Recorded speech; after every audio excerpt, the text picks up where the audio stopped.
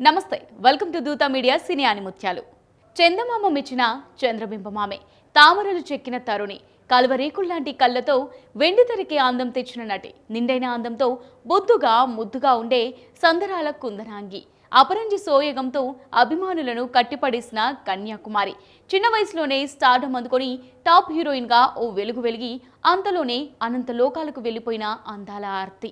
ఆమె మరణించి దాదాపు 8 ఏళ్లు గడుస్తున్నా నేటికి అభిమానుల గుండెల్లో మెదులుతూనే ఉంది. ఆవిడే మన అందాల తార ఆర్తి అగర్వాల్.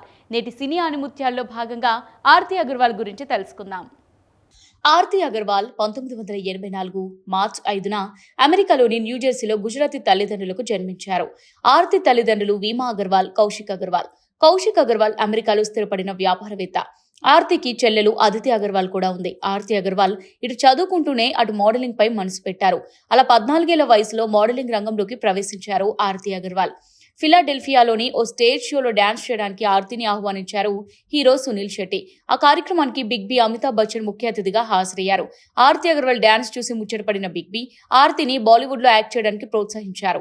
అంతేకాదు భవిష్యత్తులో మంచి నటి అవుతుందని, ఆర్తి కెరీర్ సినీ పరిశ్రమ వైపు మళ్లించేలా చూడాలని ఆర్తి తండ్రికి సూచనలు చేశారు big B.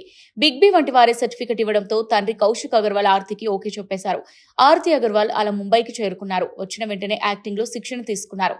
Aarti training చేస్తుండగానే 2001లో Bollywood నుంచి మంచి ఆఫర్ వచ్చింది.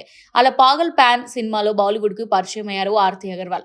పాగల్ పాన్ సినిమాలో ఆర్తి అద్భుతంగా నటించి ప్రేక్షకులతో పాటు బాలీవుడ్ విమర్శకుల మన్ననలు కూడా పొందారు. దీంతో ఆర్తికి వరుసగా అవకాశాలు వచ్చాయి. టాలీవుడ్ ప్రముఖ నిర్మాత డి సురేష్ బాబు ఆర్తి అగర్వాల్ ను తెలుగు తెరకు పరిచయం చేశారు. నువ్వు నాకు నచ్చావంటూ 16 ఏళ్ల వయసులో హీరో విక్టరీ వెంకటేష్ సరసన టాలీవుడ్ లో సందడి చేశారు ఆర్తి. మొదటి సినిమాతోనే భారీ విజయాన్ని అందుకున్నారు. తర్వాత ఆర్తి వెనక్కి తిరిగి చూసుకోలేదు. ఆర్తి ఇంటి ముందు వరుసగా అవకాశాలు క్యూ కట్టాయి. తర్వాత అల్లరి రాముడు చిత్రంలో జూనియర్ ఎన్టీఆర్ సరసన మైథిలిగా నటించి మెప్పించారు. అల్లరి రాముడు మూవీ సూపర్ హిట్ అందుకుంది. నెక్స్ట్ మెగాస్టార్ తో నటించే ఛాన్స్ కొట్టేశారు. ఇంద్రా మూవీలో స్నేహలత రెడ్డి కీ రోల్ పోషించారు. ఈ సినిమాలో చిరంజీవికి ప్రేయస్గానే కాకుండా ఎదురించే ప్రతినాయికగాను అద్భుతంగా నటించారు. సినీ విమర్శకుల మన్ననలు పొందారు. ఇంద్రా సినిమాలో నటనకు గాను ఉత్తమ నటిగా అవార్డును అందుకున్నారు ఆర్తి. తర్వాత ఆర్తి సినిమాలు అనుకున్నంతగా ఆడలేదు. నీ స్నేహం మూవీలో అమృతగా, పల్నాటి బ్రహ్మనాయుడు మూవీలో శృతిగా, బాబీ సినిమాలో భాగ్యమతిగా మెప్పించారు ఆర్తి. ఈ 3 సినిమాలు చెప్పుకున్నంత హిట్ ఇవ్వలేదు. తర్వాత మరోసారి విక్టరీ వెంకటేష్ తో జతకట్టారు. వసంత సినిమాలో నందినిగా నటించి మంచి విజయాన్ని అందుకున్నారు.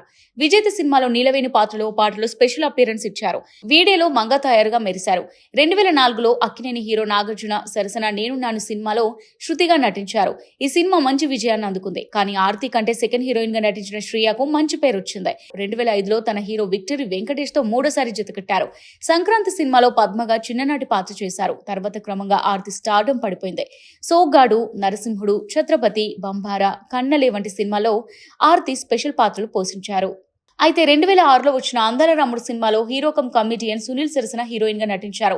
ఈ సినిమా మంచి విజయాన్ని అందుకుంది.